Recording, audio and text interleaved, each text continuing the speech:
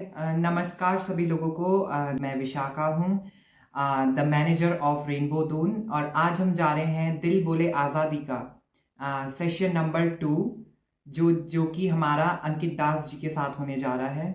And चलिए उनसे मिलते हैं और उनसे जानते हैं क्वीर कम्युनिटी के बारे में, उनकी उनकी राय, उनके लाइफ के बारे में।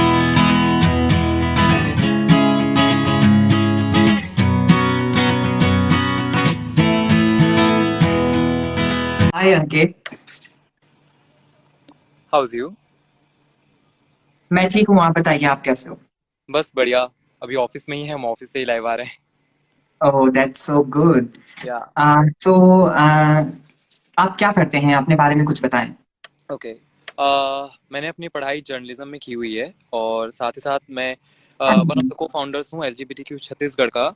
एंड हमारा ग्रुप है वो फोकस्ड है यूथ के साथ काम करने में, जो भी आज के जो यंगस्टर्स हैं उनके साथ हम काम कर रहे हैं।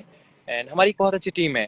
और साथ ही साथ अभी करंटली मैं सोशल मीडिया मैनेजर काम कर रहा हूँ द लोकल के साथ रायपुर में। ओके, दैट्स ये बहुत ही अच्छी बात है कि आप हमारी कम्युनिटी को आगे लेके जा रहे हैं, एलजीबीटी रिप्रेजेंट कर रहे हैं और सोसाइटी को एक मैसेज दे रहे हैं कि हम लोग भी इक्वल हैं, हम लोग कोई डिफरेंट नहीं है, समाज से अलग नहीं है। सो जैसे कि हम सभी लोगों को पता है कि आपने बॉलीवुड मूवीज में भी काम किया है, बधाई दो में भी आपने प्राइड परेड में काम किया है। So what do you think कि मतलब जैसे कि ये जो बॉलीवुड मूवीज हैं, ये किस एलजीबीटी जो ये मूवीज हैं, जो क्वीयर मूवीज हैं, इनको किस तरह से लेके, इनका नजरिया क्या है, क्या दिखाना चाहते हैं मतलब? सी, अगर मैं बॉलीवुड की बात करूं तो जो क्वेयर रिप्रेजेंटेशन था बॉलीवुड में, शुरुआती दौर में बहुत ही विचित्र तरीके से दिखाया जाता था, बहुत ही फनी वे में दिखाया जाता था। या तो कहीं कोस्टली तरीके से दिखाया जाता था कि लोग या तो घोस्ट का कैरेक्टर निभा रहे हैं या तो किसी फनी कैरेक्टर, कॉमेडी का कैरेक्टर निभा रहे हैं। लेकिन आज की जो मूवीज हैं, धीरे धीरे अब इतना सेंसराइजेशन आ गया है कि लोग अब वो सीरियस जो टॉपिक्स हैं उनको कंसिडर कर रहे हैं अपने मूवीज में डालना। ऐसे बहुत सारे ऑप्शंस हैं, जैसे बधाई दो ही हो गया एक पहला ऑप्शन हमारे हाथ में, जो कि इतना बड़ा स्टेप लिया उन्होंने। पूरी टीम में उनके कुछ परसेंट जो मेंबर्स थे, उन्होंने रियल और जेन्युइन क्वीयर इंडिविजुअल्स को अपने कास्ट किया उन्होंने अपनी मूवीज में, जो कि एक बहुत बड़ा स्टेप था अब तक का, इतने ज्यादा अमाउंट एंड क्वांटिटी में क्वीयर इंडिविजुअल्स को कास्ट करना। तो आज के समय में हम पॉजिटिव रिस्पॉन्स देख रहे हैं। अब बॉलीवुड इंडस्ट्री में भी चेंजेस आ रहे हैं और धीरे धीरे लोग अलग अलग स्टेप्स ले रहे हैं, है ना। अब तो जो OTT प्लेटफॉर्म्स पे जो सीरीज आती हैं, वेब सीरीज आती है, उसमें भी मेजरली देखे तो क्वेयर कैरेक्टर्स बहुत पॉजिटिवली दिखाया जा रहा है और एम्पावरिंग तरीके से दिखाया जा रहा है। तो ये चेंज बहुत अच्छा लग रहा है अब हमें। या ये बहुत ही अच्छी बात है, बट आप आपका क्या राय है जो मूवीज जैसे कि नेटफ्लिक्स हो गया एंड amazon प्राइम हो गया? तो अभी रिसेंटली एक इंसिडेंट हुआ था कि एक ट्रांसजेंडर बेस्ड जो एक सीरीज थी उसको उस चीज से हटा दिया गया, उस प्लेटफॉर्म से हटा दिया गया। आई थिंक पाकिस्तान का, और maybe I think from other country, but उस चीज को हटा दिया गया। तो आपकी क्या राय है इन चीजों को लेके कि मतलब अभी भी आपको लगता है कि अभी भी ऐसे हो चुका है कि मतलब अभी भी ऐसा है लोगों के अंदर कि वो सी, मतलब नहीं दिखाना चाहते इस चीज अगर को? अगर बिग स्क्रीन की बात करें तो बिग स्क्रीन में उतना ज्यादा मैं नहीं देख पा रहा हूँ, लेकिन अगर OTT प्लेटफॉर्म जैसे नेटफ्लिक्स, Amazon प्राइम, हॉटस्टार की बात करें तो दे आर वेरी एक्सपेरिमेंटल। वो अपने कॉन्सेप्ट्स को एक्सपेरिमेंट करने से वो पीछे नहीं हटते हैं। एंड कभी भी अगर एक्सपेरिमेंट करते हैं तो वो बहुत ही पॉजिटिव ज्यादातर दिख रहे हैं हमें, है ना। और अगर ऐसा कुछ इंसिडेंट हुआ भी होगा तो देर माइट बी, क्योंकि I am not aware of the incident that you are talking about, कौन सा था ये, लेकिन अगर कुछ भी हुआ होगा, there might be some reasons उसको डाउन करने का, या तो बायस्ड हो गए होंगे लोग। तो रिस्पॉन्स को, अगर उस बात को आगे ना बढ़ाने को लेके शायद डायरेक्टर्स या जो भी रहे हो, इसलिए शायद उन्होंने बैक ऑफ किया होगा। तो एक क्वेश्चन नॉर्मली मैं आपसे पूछूंगा कि आपकी कमिंग आउट स्टोरी क्या है? uh, मेरी स्टोरी बताने के पहले मैं अपने बारे में कुछ और बताना चाहूँगा। मेरा जेंडर प्रोनाउंस है ही, हिम, हिज। एंड मेरी स्टोरी जब शुरुआत हुई तो I I was not out, I was in closet like since ever, and this journey started from my schoolings, and it was I guess sixth class, जब मुझे अपने बारे में कुछ अलग फील होना स्टार्ट हुआ। मैं अपने आप को एक्सप्लोर करना चालू किया, कुछ चीज़ें अलग लगने लगी मुझे, दूसरों के प्रति जो अट्रैक्शंस थे मुझे अलग अलग लगने लगा। तो तभी से मुझे क्यूरियोसिटी बढ़ती गई मेरे अंदर कि why I am getting the feeling, क्यों हो रहा है मुझे वो आकर्षण सेम सेक्स के प्रति। एंड तभी से मैंने 6th 7th के बाद से मैंने थोड़ा गूगल करना चालू किया कि ये जो ऐसी फीलिंग आ रही है मुझे वो क्यों आ रही है। एंड धीरे धीरे जब गूगल का सहारा मिला तो क्लैरिटी मिलती गई मुझे अपने बारे में, अपने सेक्सुअल आइडेंटिटी के बारे में। और क्योंकि मुझे उस समय भी नहीं पता था कि LGBTQI ये क्या होता है, और सिर्फ मुझे ये पता था कि ये अट्रैक्शन जो होता है, अट्रैक्शन को हम इस टर्म से बोलते हैं, ये रीज़न है अट्रैक्शन का, that I could be queer, I could be gay, I could be bisexual. तो जैसे ही मैंने अपने आप को एक्सप्लोर करना चालू किया, धीरे धीरे स्कूल के साथ मैंने बहुत सारी चीज़ें एक्सप्लोर की। फ्रेंड्स को मैंने बताया मेरे बारे में, तो किसी से पॉजिटिव रिस्पॉन्स मिला, किसी से नहीं मिला, किसी ने बात करना बंद कर दिया उस समय। तो it was a big task for me to come out. And आज तक की जर्नी में मैं I have face bullying as well, and school में ही। और लिमिट था, and that limit has been crossed. जो बुलिंग फेस था मेरा बहुत सारे लोगों के द्वारा, कभी किसी क्लासमेट के द्वारा या फिर कभी किसी जनरल पर्सन जो रास्ते पे जा रहे हैं उनके द्वारा कुछ शब्द कहे गए हों मुझे, उससे भी मुझे बहुत हर्ट हुआ। एंड उस समय तो लगता था कि trigger warning, I should end my life. But अब लगता है कि no, ending your life is not just an option. You better fight for yourself, you better fight for your right, क्योंकि अगर आज चुप हो गए तो फिर बाद में वो शायद बदलाव आप ना ला, है ना। इसलिए अपने बारे में सोचें। और कमिंग आउट मेरा तो बहुत डिफिकल्ट रहा। मैं भी अपने घर में आउट नहीं हूँ प्रैक्टिकली। मेरे घर में पता है that I am working for the community, but बहुत सारी चीज़ें नहीं भी पता है मेरे बारे में घर वालों को। तो लेकिन ये है कि जिस दिन मैं सामने से डिक्लेयर करूंगा, because my parents know that I am working for the community, but जिस मैंने अभी तक डिक्लेयर नहीं किया है पेरेंट्स को अबाउट माई सेल्फ। तो लेकिन जब भी करूंगा तो मुझे ये पूरा होप है कि मेरे पेरेंट्स मुझे एक्सेप्ट करेंगे। अभी तो फिलहाल कुछ हेल्थ प्रॉब्लम्स के चक्कर में I am not disclosing my sexual identity to my parents. तो जो डिफिकल्टीज थी वो ये सिर्फ मेरे साथ नहीं बल्कि सभी के साथ होती हैं। सबके अलग अलग सिचुएशंस एंड कंडीशंस होते हैं, सबको अलग अलग चीज़ें फेस करनी होती हैं। एंड मुझे जितना लगता है कि मैं अपने उस स्ट्रगल को, उस बुलिंग फेस को आगे पार कर पाया, वो बहुत बड़ी बात है मेरे लिए। है और ये सब बहुत ही डेंजरस हो जाता है कभी भी आप तो चलो इतने हिम्मत वाले थे कि आपने हिम्मत करी, आपने जीने का सोचा। बट अदर्स, आप उनको कुछ मैसेज देना चाहेंगे इस चीज को लेके कि अगर वो भी इस चीज से गुजर रहे हैं, ब्यूलिंग से गुजर रहे हैं स्कूल्स एंड कॉलेजेस में, तो आप कोई मैसेज देना चाहेंगे ऐसे लोगों को? बिल्कुल। मैं स्कूल के बारे में तो सबसे पहले बात ये कहना चाहूँगा कि लोगों को लगता है कि स्कूल के बच्चे कुछ जानते नहीं हैं, they are young, they are छोटे, and they might not be aware of things. लेकिन आज के समय में स्कूल के बच्चों को सारी जानकारियाँ हैं, उनके हाथ में सेल फोन्स हैं, इंटरनेट है, दे नो एवरीथिंग। एंड बस आपको खुल के बात करने की एक स्टेप लेना है उनसे, तभी वो आपसे खुल के बात कर पाएंगे, और एक सपोर्ट दिखाना है उन्हें। क्योंकि स्कूल में फ्रेंड्स आपस में ही बहुत सारी ऐसी बातें करते हैं जो कि हमें लगता नहीं होगा कि वो बात करते होंगे, लेकिन they do talk about these things, about LGBTQ, what is gay, what is lesbian and what not, है ना।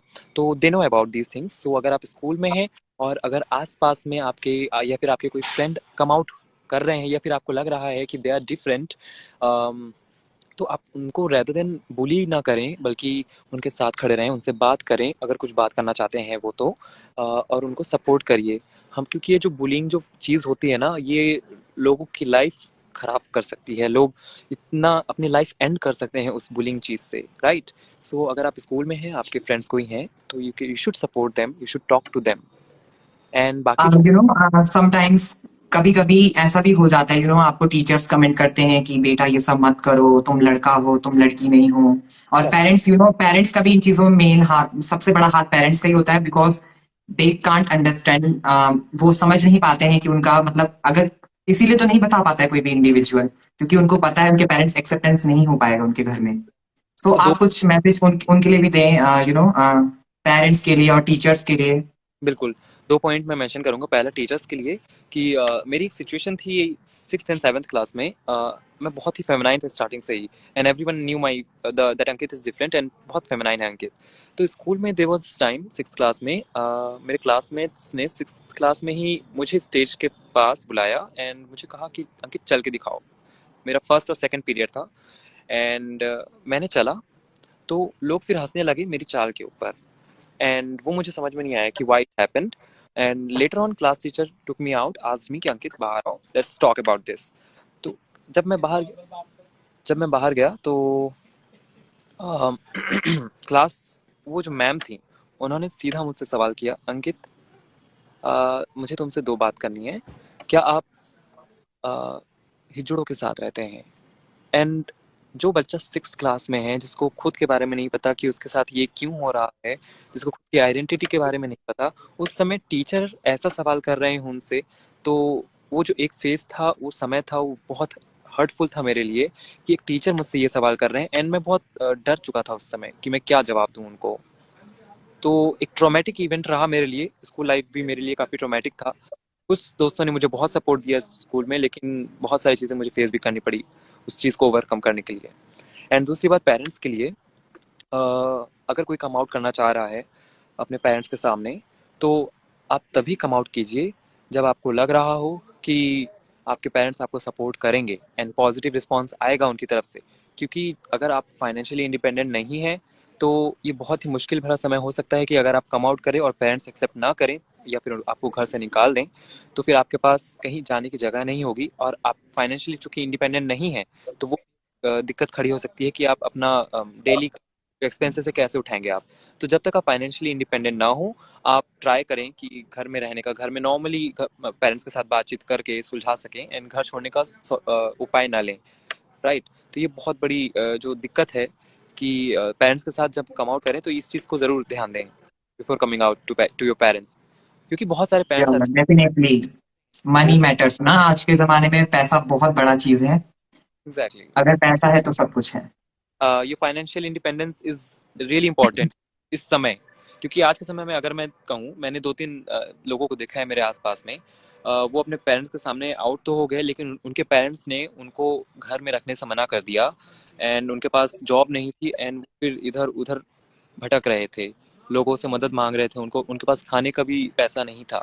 तो ये सारी चीज़ें होती हैं। जब तक आप फाइनेंशियली इंडिपेंडेंट ना हो, तो प्लीज़ ट्राई करें कि थोड़ा समय लें, समय लेके घर में समझाने की बात करें। क्योंकि हम ऐसा भी नहीं कर सकते हैं कि पेरेंट्स को एक बार में सारी चीज़ें बता दें, पेरेंट्स समझ जाएँ। क्योंकि हमारी जो सोशली कंडीशनिंग जो हुई है ना समाज में, वो ऐसी नहीं हुई है कि एक बार में हम बताएँगे और पेरेंट्स मान जाएँगे। हमें उनको धीरे-धीरे, धीरे-धीरे, धीरे करके एक-एक स्टेप में उनको समझाना पड़ेगा कि हमारी क्या फीलिंग्स हैं, हम दूसरों के बारे में क्या सोचते हैं, हमारे अट्रैक्शंस के बारे में क्या है, और धीरे-धीरे उनको सब कुछ समझ में आएगा। एक बार में हम अगर ओवरडोज़ कर देंगे तो उनको नहीं समझ में आने वाली हैं बातें। तो या एक्टिंग रोल्स, जैसे कि अब हम LGBTQI+ कम्युनिटी से बिलोंग करते हैं, सो इन फिल्म इंडस्ट्री, बॉलीवुड चाहे हॉलीवुड में, तो एक ट्रांसजेंडर को उसका रोल करने को क्यों नहीं दिया जाता? आई I मीन जैसे हमारे पास बहुत सारे, इंडिया में बहुत सारे ट्रांसजेंडर मॉडल्स हैं, बट फिर भी एक हेट्रोसेक्सुअल और एक स्ट्रेट लोगों को ही ये चांस दिया जाता है। बॉलीवुड क्यों ये सब, मतलब बॉलीवुड में ये सब चीजें क्यों नहीं होती कि एक ट्रांसजेंडर मॉडल को या ट्रांसजेंडर एक्टर को उसके रोल्स पे उसका रोल दिया जाए? जितना मैंने देखा है, people are trying their best, क्योंकि Bollywood is also an industry जहाँ पे जो हम सोशली कंडीशनिंग हुई है हम उसी से चल रहे हैं ना, वो इंडियन सोसाइटी में ही रह रहे हैं, हमारी कंडीशनिंग हुई है, वैसे उन्हीं की भी कंडीशनिंग हुई है लोग। ठीक है। तो सारी जो चेंजेस हैं वो एक साथ नहीं आते हैं। लोग एक एक कदम ले रहे हैं, लेकिन ले रहे हैं। अगर आप कहीं गिने चुने कुछ जो हैं जिनमें ट्रांसजेंडर रोल्स के लिए जेन्युइन और रियल ट्रांसजेंडर्स को नहीं लिया गया जैसा आपका कहना है, तो उसका मैंने भी एक बार सवाल किया, तो मुझे रिस्पॉन्स में ये आया कि जो रियल कैरेक्टर्स हैं, for example if a transgender role is being played by some miscellaneous और एनोनिमस बॉलीवुड एक्टर, तो वो वहाँ पास ये लोग सोचते हैं कि उनका इन्फ्लुएंस शायद ज़्यादा हो और उस चीज़ को दिखाने में लोगों को ज़्यादा फर्क पड़ेगा, क्योंकि उसमें वो रोल वो अभिनेता निभा रहा है और उनका ज़्यादा नाम है या फिर उनका स्टारडम ज़्यादा है, इसलिए उनको वो रोल के लिए कहा जाता है। लेकिन मेरा सवाल अभी भी यही रहेगा कि अगर हम रियल जेन्युइन ट्रांसजेंडर पर्सन्स को हम वो रोल दें, तो ही बेहतर है। जी बिल्कुल। ऐसा नहीं है कि हाँ, समुदाय में ट्रांसजेंडर एक्ट्रेसेस नहीं है या फिर एक्टर्स नहीं है हमारे कम्युनिटी में। देर आर बहुत सारे पर्सन जो एक्टिंग जानते हैं, मॉडलिंग जानते हैं and they are already into the industry. तो उनको रोल देना एक बार प्रेफर करना चाहिए इंडस्ट्री में। ओके। हाँ, ये तो बहुत ही सही बात है कि इफ अगर हमारी कम्युनिटी में कोई है ऐसा, तो उनको रोल मिलना बहुत ही जरूरी है। क्योंकि इससे रिप्रेजेंट होगा, हमारी कम्युनिटी रिप्रेजेंट होगी एंड आगे चल के एक मैसेज जाएगा सोसाइटी को। तो मतलब हमारे जो हिंदू रिलीजन है, मिथोलॉजी है, इस इन सब चीजों में भी ये हुआ है, लेकिन फिर भी एक्सेप्टेंस नहीं है। आप लोग, आपका इससे क्या राय है? मैं ये सब चीजें लोग पढ़ते हैं बट फिर भी। मैं रिलीजियस एस्पेक्ट में उतना बोलूंगा नहीं, क्योंकि काफ़ी कंट्रोवर्शियल हो जाता है जब हम चीज़ों को डिस्कस करते हैं। लेकिन मैं ये ज़रूर मेंशन करना चाहूँगा कि जो होमोसेक्सुअलिटी है, समलैंगिकता है, वो हिंदुइज्म में शुरुआती दौर से है। आज नहीं, 10 साल नहीं, 20 साल नहीं, अरसों से है, हजारों सालों से है। अगर आप राजा राजाओं के काल की बात करें तो उस समय भी जो दास हुआ करते थे, दासियां हुआ करती थी, वो भी समुदाय से वो रखते थे। Be it transgenders, be it gays, तो उस समय भी थे, आज भी है। लेकिन कई सारी चीज़ें समय के साथ बदलती रहीं, और कई सारे ऐसे एरा आए हैं जिसमें बहुत सारी चीज़ें ट्रांसफॉर्म हो चुकी हैं। एंड वही जो कम्युनिकेशन गैप या फिर जो ट्रांजिशन गैप है, वो लोगों को समझाना है और लोगों को बताना है, अवेयर करना है कि ये मॉडर्न ज़माने की नहीं है। होमोसेक्सुअलिटी मॉडर्न ज़माने की देन नहीं है, बल्कि हिंदुइज्म में हमेशा से थी। ओके। तो जो ये हमारी कम्युनिटी, जो क्वीर कम्युनिटी में जो health care and health facilities हैं, क्या वो अभी भी पहले जैसी रही हैं या उससे बेहतर हो चुकी हैं आज? See the place where I live in Raipur काफ़ी डेवलप्ड है छत्तीसगढ़ इन सारी एस्पेक्ट्स में। Be it policies in the government level, be it health policies, काफ़ी सारे एडवांटेजेस मिले हुए हैं कम्युनिटी वालों को छत्तीसगढ़ गवर्नमेंट की ओर से। जैसे एसआरएस ऑपरेशंस के लिए भी फंड्स दिए जाते थे पहले। एंड आज भी बहुत सारे ऐसे पॉलिसीज निकले हुए हैं जो कि हेल्थ बेस पे कम्युनिटी वालों को सपोर्ट मिल रहा है फाइनेंशियली, और उनको ऑपरेशंस के लिए भी काफ़ी सपोर्ट मिल रहा है। एंड अगर हम HIV सेक्टर की बात करें तो HIV के लिए भी बहुत छत्तीसगढ़ में काम हुआ है। एंड धीरे धीरे धीरे हेल्थ केयर सेक्टर में भी अब बदलाव आ रहे हैं।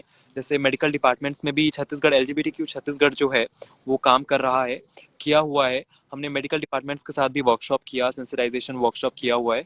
एंड आज इतनी सेंसिटाइजेशन है कि जो सेक्टर हैं वो किसी भी तरह पीछे नहीं हट रहे हैं। चाहे कोई भी हो, चाहे होमोसेक्सुअल्स हों, चाहे हेटरोसेक्सुअल्स हों, सभी को समान तौर पे अब धीरे धीरे ट्रीट करने की अब एक राह में चल रहे हैं। क्या कहना है जो कि ये जो गे डेटिंग एप्स है, इसमें फ्रॉड और स्कैम्स होते हैं, ब्यूलिंग किया जाता है, साइबर ब्यूलिंग्स होती हैं, साइबर क्राइम्स होते हैं, लूटपाट होती है। तो मतलब गे डेटिंग ऐप में ये सब चीजें आजकल नॉर्मली हो चुकी है, लेकिन फिर भी जो एक क्वीर इंडिविजुअल है, जो एक क्वीर यूथ है, फिर भी वो आवाज नहीं उठाता है, क्यों? अ, पहला तो ये कि जो कैट फिशिंग है या फिर लोग चीट करते हैं जो ऑनलाइन डेटिंग एप्स में, वो हम कभी रोक नहीं सकते हैं किसी को, क्योंकि उस आईडी के पीछे कौन सा चेहरा छुपा है वो कोई नहीं जानता है, until and unless you are from the cyber cell. तो आपको क्या लगता है कि ये जो लोग हैं, ये सब लोग हमारी ही कम्युनिटी से हैं या मे बी अदर? ये कहना तो मेरे लिए भी बहुत कठिन रहेगा कि उस आईडी के पीछे कौन है, क्योंकि जब तक हम सामने से इंसान को नहीं जानेंगे हम कह नहीं सकते, किसी की आइडेंटिटी हम डिक्लेयर नहीं कर सकते हैं, राइट? तो लेकिन अगर एजम्पशनली हम बात करें, तो अगर someone is using the dating app, तो जो सामने वाला व्यक्ति है वो अगर फेक आईडी से फेक फोटोज भेज के लोगों को फंसा रहे हैं, तो पूर्ण रूप से वो गलत है। एंड ऐसा मैंने एक एग्जांपल देता हूँ मैं इस चीज़ का। There were friends of mine जो डेटिंग ऐप्स पे थे, और उस डेटिंग ऐप्स में उन्होंने बातचीत की, सब कुछ किया, फोटो शेयर की अपनी एक दूसरे की। लेकिन जो दूसरा व्यक्ति था उसने अपने फेक तस्वीरें भेजी उनको, और फिर उनके जो फोटोज आए हुए थे उन उन फोटोज से उनको ब्लैकमेल करने का ट्राई किया, जस्ट बिकॉज क्योंकि वो सिर्फ गे डेटिंग साइट में थे और अपने सोसाइटी में, अपने फैमिली में वो आउट नहीं थे।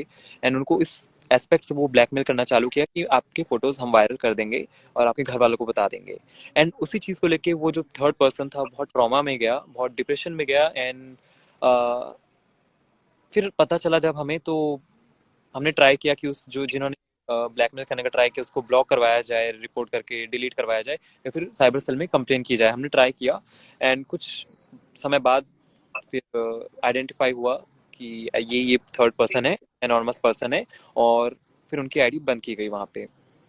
तो ये सारी चीज़ें तो आज के समय में बहुत कॉमन है। It's not just for the queer community, but ये इट अगर आप टिंडर चलाएंगे या फिर ब्लूट चलाएंगे, ग्राइंडर चलाएंगे, या फिर और भी अगर डेटिंग एप्स चला रहे हैं, तो उसमें भी ये सारी जो साइबर क्राइम वाली चीज़ें हैं सब में एग्जिस्ट कर रही हैं. It's not just situation attach to only queer community.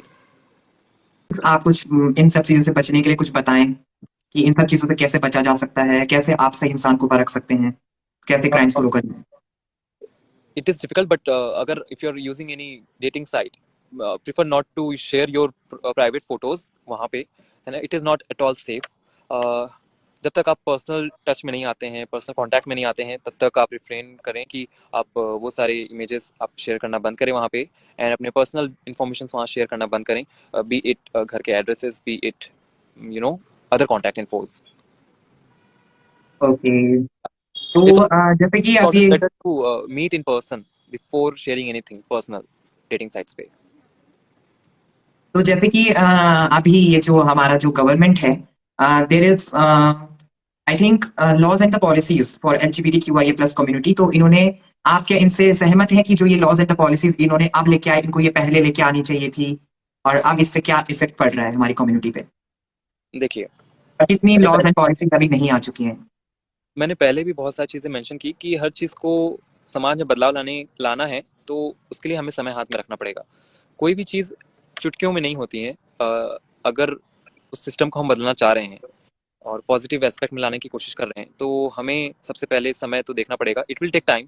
Homosexual legal नहीं था पहले इंडिया में. 2018 में लीगैलिटी हो गई, एंड बीइंग LGBTQ उसके बाद से क्रिमिनल की तरह लोग उस नजरों से देखना बंद कर, आज भी देखते हैं, लेकिन जो एक कानून की नज़र में वो जो था, अब वो नहीं है. अब हम क्रिमिनल्स नहीं है, राइट. तो उसके लिए भी बहुत लड़ाई लड़नी पड़ी. अरसों से बहुत सारे क्वियर एक्टिविस्ट ने अपनी जान गंवाई है सिर्फ होमोसेक्सुअलिटी को लीगल करने के लिए, और 10-10 साल 20 साल लोगों ने लड़ाई की है सिर्फ सेक्शन 377 को ब्लॉक करने के लिए, डिक्रिमिनलाइजेशन के लिए, राइट. उसी तरह से अब बात आ रही है सेम सेक्स मैरिजेस की, जिसमें सेम सेक्स मैरिजेस के लिए भी बहुत सारे पिटिशंस दायर किए गए, बहुत सारे प्रोटेस्ट किए गए, और बहुत ज़्यादा सरकार से कि नहीं, इट्स अननेचुरल मे बी, ये भी रिस्पॉन्स आया. लेकिन अब देख रहे हैं कि अब धीरे धीरे दे आर पुशिंग इट कि कंसिडर किया जाए सेम सेक्स मैरिज को भी. तो पार्लियामेंट में भी बदलाव आ रहे हैं, सरकार में भी बदलाव आ रहे हैं, एंड धीरे धीरे हम पॉजिटिव रिस्पॉन्स मिल रहा है हमें पॉलिसीज में, राइट. ओके, तो ये जो प्रोनाउंस है, आपके प्रोनाउंस ही और हिम है, ही और हिज हैं, मेरे भी ही और हिज हैं, तो ये प्रोनाउंस एक इंसान की जिंदगी में क्यों इम्पोर्टेंट है? एग्जाम्पल देके मैं इसको डिस्क्राइब करूंगा. मैं for example, I was born with mail genitals, but मैं अपने आप को अंदर से फीमेल आइडेंटिफाई कर रहा हूँ, है ना. और लेकिन मेरी जो फिजिकल बॉडी है वो मेल की है.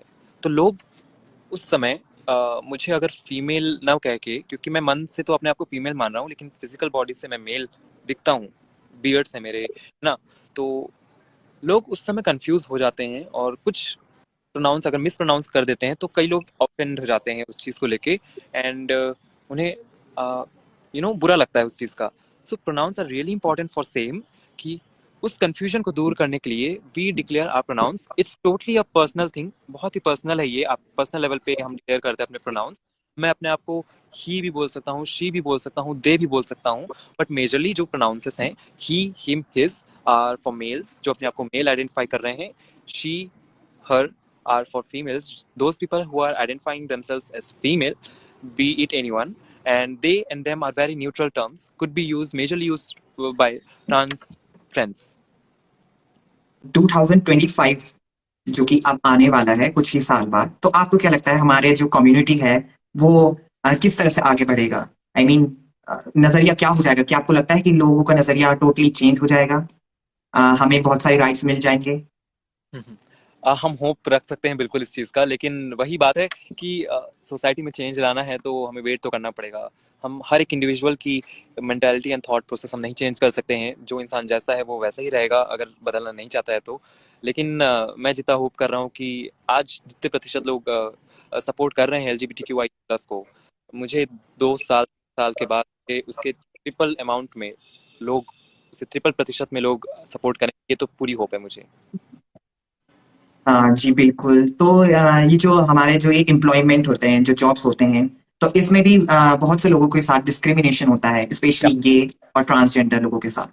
तो मतलब कि उन लोगों का कहना है कि ट्रांसजेंडर यू नो एम्प्लॉयमेंट नहीं ले सकते, जॉब नहीं कर सकते, एंड उनकी मेंटालिटी ये होती है कि वो केवल ताली बजाना एंड नाचना गाना ये करते हैं। तो मतलब आप क्या कहना चाहते हैं ऐसे लोगों के लिए जिनकी मेंटालिटी ऐसी है कि वो बोलते हैं कि मतलब ट्रांसजेंडर केवल ताली बजाते हैं, भीख मांगते हैं, तो यहाँ और पास उसके लिए लॉज भी नहीं है, पॉलिसीज भी नहीं है। ही नॉलेज की कमी है। ट्रांसजेंडर्स एंड जो हिजड़ा कम्युनिटी है, दोनों में काफ़ी फ़र्क है। ये काफ़ी टेक्निकल डिफरेंस होता है, लेकिन जो बधाई लेने जाते हैं उन्हें हम हिजड़ा कह सकते हैं। हिजड़ा कम्युनिटी से बिलोंग करते हैं, वो हिजड़ा समुदाय से बिलोंग करते हैं, वो जो बधाई लेने जाते हैं। And transgender is an umbrella term, right. इसके अंदर या ट्रांस मैन आते हैं, ट्रांस वुमेन आते हैं। एंड जो आप कह रहे हैं कि एम्प्लॉयमेंट नहीं दे रहे हैं, ये तो फिर हिपोक्रेसी है सामने वाले व्यक्ति की, थर्ड पर्सन कि वो एज अ ह्यूमन नहीं देख रहे हैं, वो उनकी जेंडर आइडेंटिटी को कंसिडर कर रहे हैं और उनकी सेक्सुअलिटी को कंसिडर करते हुए वो उनको एम्प्लॉयमेंट नहीं देना चाह रहे हैं। ये फिर उनकी हिपोक्रेसी है। और उनके जो थॉट्स हैं, those are not so supportive towards the community. And इस चीज़ का कोई सॉल्यूशन नहीं है, लेकिन एक ही सॉल्यूशन हम निकाल सकते हैं इसका, कि उनको हम सेंसिटाइज करें ज़्यादा से ज़्यादा, उनसे हम बात करें और कम्युनिटी पर्सन्स को हायर करने के लिए हम यू नो अप्रिशिएट करें एंड प्रपोज करें कि आप क्वीयर इंडिविजुअल्स को सपोर्ट करें, ट्रांसजेंडर्स को सपोर्ट करें, हायर करें और उनको एम्प्लॉयमेंट दें। तो sensitisation is the only option जिससे हम लोगों को बदल सकते हैं, उनके थॉट्स को। जी बिल्कुल। तो ये जैसे कि सेक्सुअल वायलेंस, रेप्स होते हैं ट्रांसजेंडर लोगों के, एंड इवन गे लोगों को भी ये सब चीजें फेस करनी पड़ती हैं। तो मतलब समाज में आज भी मतलब लोग कहने के लिए कि आप टॉप हो, यू बॉटम। तो ये मतलब जस्ट एक प्रेफरेंस तो था ही, बट अब लोगों के लिए धंधा हो चुका है, डेटिंग एप्स हर जगह सब लोग यही करते हैं। इवन आप टॉप हो बॉटम हो, सबसे क्वेश्चन पूछा जाता है। ये एक धंधा का इन्होंने जरिया बना दिया है, जिससे कि ये सेक्सुअल वायलेंस करते हैं, रेप करते हैं। तो आप क्या कहना चाहेंगे ऐसे लोगों के लिए जो कि अपने आप को इन सब चीजों में, ये ना होते हुए भी इन सब चीजों को अपने आप को बताते हैं? टू थिंग्स यहाँ पे। um, जो community individuals those who are into sex work, that is totally okay, because sex work is also work।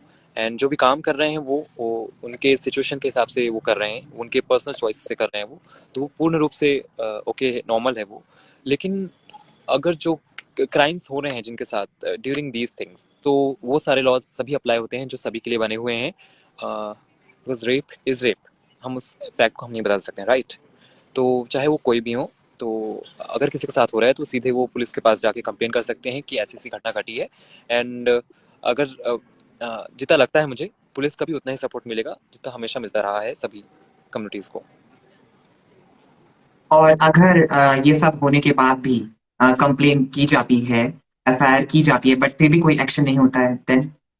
अ, तो ट्राई करें, अगर आप पुलिस थाने में अगर आप जाके कंप्लेन कर रहे हैं, तो try to go to higher authorities regarding this. आप अगर ज़्यादा इसमें आप अपने जूते घिस रहे हैं, उसके बाद भी नहीं हो रहा है काम आपका, आपकी कंप्लेन नहीं सुनी जा रही है, तो आप हायर हायर अथॉरिटीज़ को उस डिपार्टमेंट की कंप्लेन कर सकते हैं, that so and so department is not listening, और हमारे जो कंप्लेन है उसको सॉल्व नहीं कर रहे हैं या फिर कुछ कदम नहीं उठा रहे हैं। तो आप हायर अथॉरिटीज़ के पास जाएं, उनके पास कंप्लेन लिखवाएं, जो भी डिपार्टमेंट है।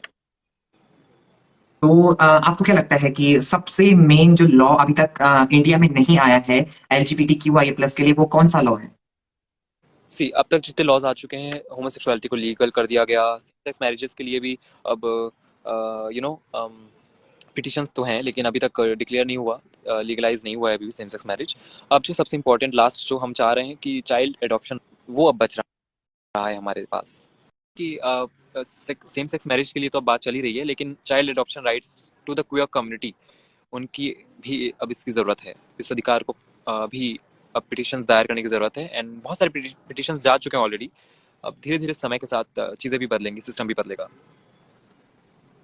तो आपको क्या लगता है कि जब अगर ये एडॉप्शन लॉ इंडिया में आ जाएगा, तो कुछ लोगों का ये भी कहना है कि हमारे हमारे बच्चे बिगड़ जाएंगे, जो हेटेरोसेक्सुअल यूथ है वो बिगड़ जाएंगी, और जो जो भी बच्चे को एडॉप्शन मिलेगा, जो भी बच्चा एडॉप्ट हुआ जाएगा, उस पर गलत प्रभाव पड़ेगा इस चीज को लेके। That is a personal thing that totally depends on the person who is adopting। and वैसे आना तो नहीं चाहिए ये सवाल, ये समाज बहुत कुछ बोलता है एंड लेकिन if you are wanting this to happen, आपको एक पॉजिटिव एस्पेक्ट के साथ एंड इस चीज़ को सोचना पड़ेगा। एडॉप्शन राइट्स के लिए पिटिशंस दायर करने पड़ेंगे एंड जो क्योंकि अधिकार सभी को है, जिस तरह से सेम सेक्स मैरिज के राइट सभी के हैं, जो अभी पिटिशंस लगे हुए हैं एंड सभी की सुनी जा रही है, एक्चुअली में भी कंसिडर किया जा रहा है सेम सेक्स के लिए एंड उसी तरह चाइल्ड एडॉप्शन राइट्स के लिए भी पिटिशंस जो जा रहे हैं उसमें भी अभी बहुत सारी चीज़ें होने बाकी हैं, जो कि अभी डिनाइल फेज में है कि नहीं, this is secondary, this is not priority and इसके बारे में बाद में कंसिडर किया जाएगा। उसके बाद पहले दूसरी चीज़ों को देखते हैं, उसके बाद चाइल्ड एडॉप्शन राइट्स पे आएंगे हम। तो ये जो 2-3 चीज़ें हैं, 3-4 लॉज ही अभी बचे हैं जिस पे हमें ध्यान देने की ज़रूरत है। तो there will be some people who will always be speaking negatively and इधर आप इग्नोर करें उन नेगेटिव जो लोग कह रहे हैं उस चीज़ को आप इग्नोर करें, अवॉइड करें एंड आप अपने लाइफ में मूव ऑन करें उन सब चीज़ों को पीछे छोड़ते हुए। राइट, लोगों का तो काम ही कहना होता है, आप कह सकते हैं। काउंसलिंग होती है LGBTQIA+ कम्युनिटी में, ये क्यों जरूरी है एक क्वीर इंडिविजुअल के लिए? बहुत इम्पोर्टेंट है। अब के बारे में कहना चाहूँगा मैं कि नंबर 1, लोग मेंटल इलनेस से बहुत गुजरते हैं जो क्वेयर इंडिविजुअल्स होते हैं। मेंटल इलनेस किसी को भी हो सकता है, लेकिन अगर सिर्फ मैं क्वेयर स्पेसिफिक कम्युनिटी की बात करूं तो लोग उस बुलिंग फेज से जब गुजरते हैं तो लोग सपोर्ट ढूंढते हैं कि किनसे अपने उस ट्रॉमा के बारे में बात कर सके, खुल के बात कर सके, और जब वो उनको कोई नहीं मिलता है उनकी बात करने के लिए, उनको खुल ओपननेस के लिए, तब वो शायद उस फेज में जाते हैं जब वो झेल नहीं पाते एंड उस फेज से निकलने के लिए प्रयास तो बहुत करते हैं वो कि अपने दोस्तों को बता के उस फेज से निकलें, लेकिन दोस्त भी नहीं सुनते, घर वाले नहीं सुनते, सपोर्ट नहीं मिलता, कहाँ जाएंगे? एंड वही चीज़ें अफेक्ट कर रही हैं उनके मेंटल हेल्थ को एंड वो धीरे धीरे फिर डिप्रेशन, एनजाइटी एंड स्ट्रेस में जाते हैं एंड फिर बहुत सारे ऐसे नेगेटिव स्टेप्स उठाते हैं जो कि उन्हें नहीं उठाना चाहिए।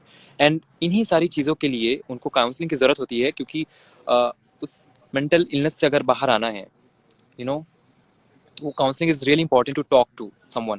काउंसलिंग में क्या होता है कि आप किसी से बात कर रहे हैं अपने बारे में, अपने जो ट्रॉमास है उनके बारे में बात कर रहे हैं और आप अपने दिल को खोल के उनको बता रहे हैं कि what are you thinking inside of your head and heart.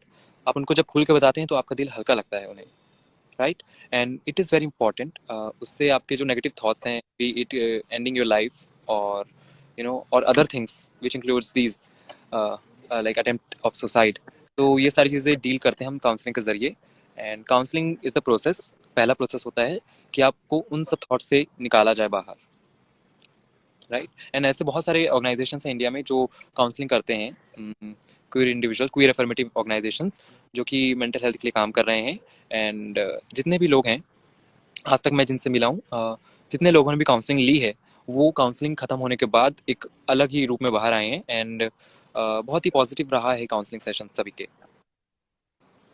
Transgender है, कोई ट्रांसजेंडर यूथ है, ट्रांसजेंडर चाइल्ड है, और ही और she wants a medical treatment from the hospitals, वो अब ट्रांसलेशन कराना चाहती है अपना, बट फिर भी जो हॉस्पिटल्स हैं उनके जो रेट्स हैं, वो जो उनके चार्जेस हैं वो बहुत ही हाई हैं। तो ये शायद स्टेट टू स्टेट डिपेंड करता है। लाइक छत्तीसगढ़ में पहले फंड्स मिलते थे, there were funds for SRS, sex reassignment surgery के लिए, which were being provided to transgender individuals जो तो सर्जरी करवा।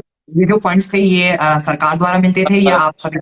जी, सरकार द्वारा ही मिलते थे। ये पहले तो मिल रहे थे, अभी का करंट सिनेरियो में I guess I am not aware कि अभी कंटिन्यू चल रहा है कि नहीं, वो पॉलिसी अभी भी है या नहीं है, लेकिन छत्तीसगढ़ में हो रहा था। बाकी स्टेट्स का आई am not having idea about it. तो देयर वर आल्सो पॉलिसीज की लोन सपोर्ट मिल रहा है सरकार से इस चीज़ के लिए भी, सर्जरी के लिए भी कुछ प्रतिशत सरकार प्रोवाइड करवा देती है फॉर सर्जरीज।